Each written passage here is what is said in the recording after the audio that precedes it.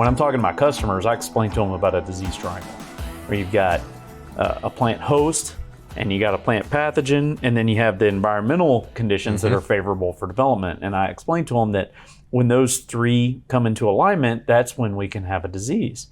And the longer period of time that those are in alignment, the greater that incidence of disease is going to be. So if we have weeks in a row of mild, damp, wet weather with just the right conditions, we're going to see a lot more of that type of leaf spot. As you said, the environmental leg of the disease triangle.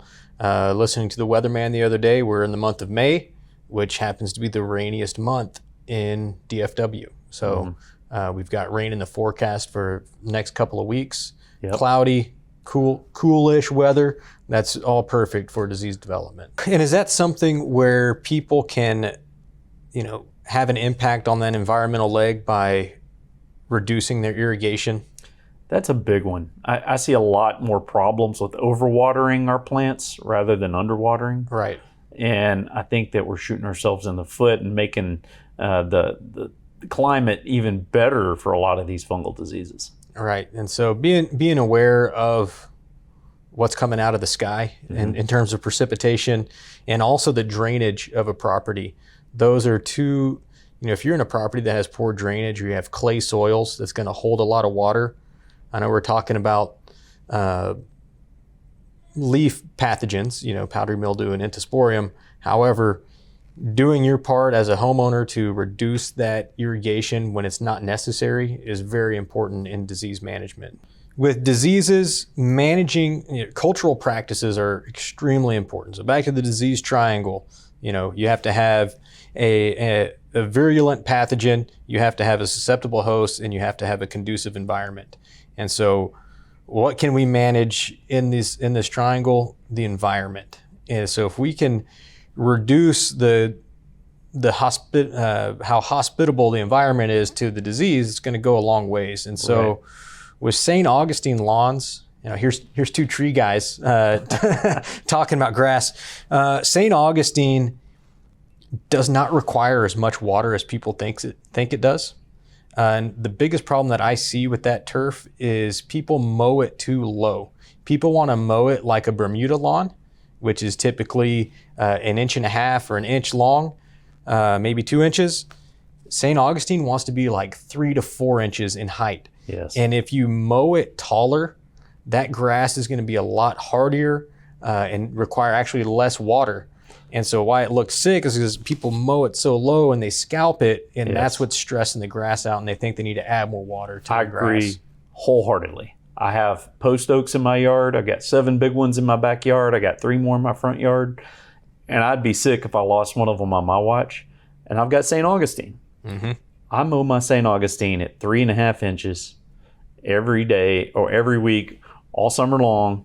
And I've trained that grass to be drought tolerant, because that promotes, or that creates a less hospitable environment for these pathogens in the soil around my trees.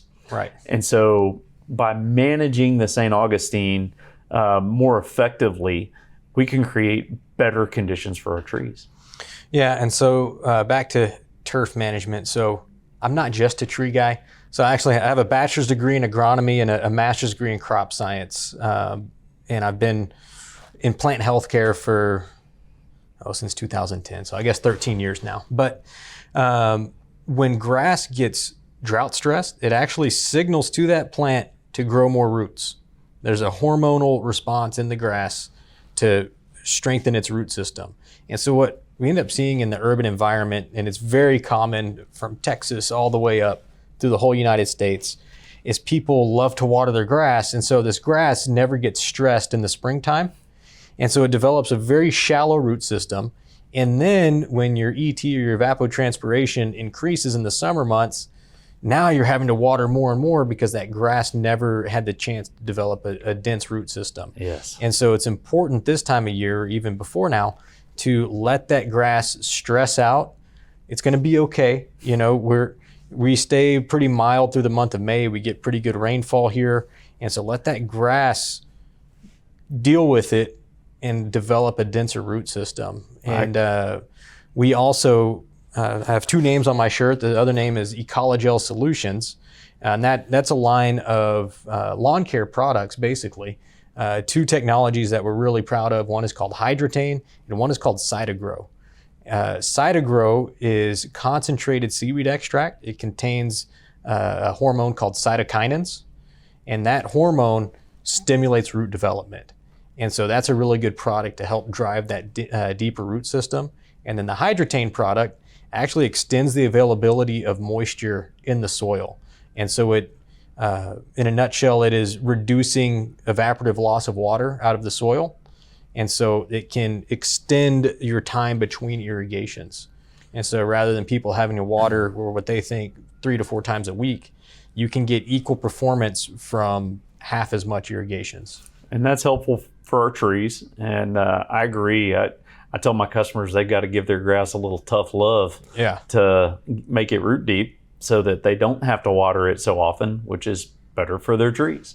So I think what we're seeing here is that the way the grass is managed, the way the trees are managed, it's all kind of one ecosystem on that property, and that you got to look at it holistically. It's part of the equation, and if me and you had our way when it comes to trees, those post oaks would have a no grass underneath them at all. Mulch layer. It would just be a mulch layer all the way out to the edge of the canopy, and that tree would be happy, and we'd be happy, and we'd sleep really well at night.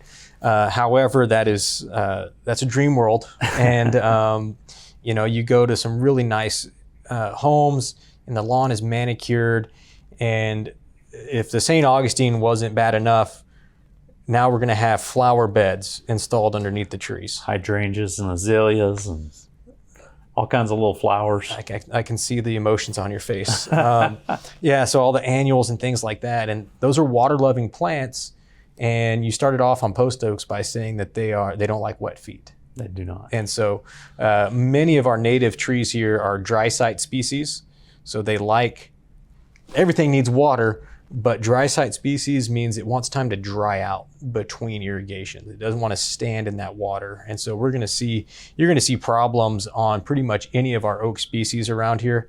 If people want to water that much, they should probably install bald cypress species, because those are gonna love it. And it just leads to more root diseases and stress on trees. Well, Right. we have a lot of things in our toolbox for disease control. Growth regulators is one of the newer ones that we've used for that.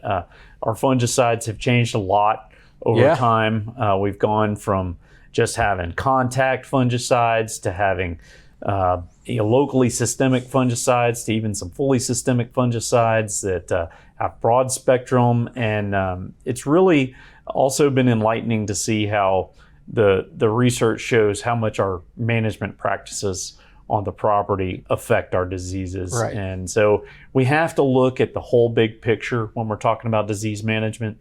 We have to utilize all of these things in our toolbox. There's no silver bullet that's going to take care of everything. We can't control the environment and Mother Nature and what she's throwing at us. So we've got to kind of use every tool in our tool belt to manage these situations.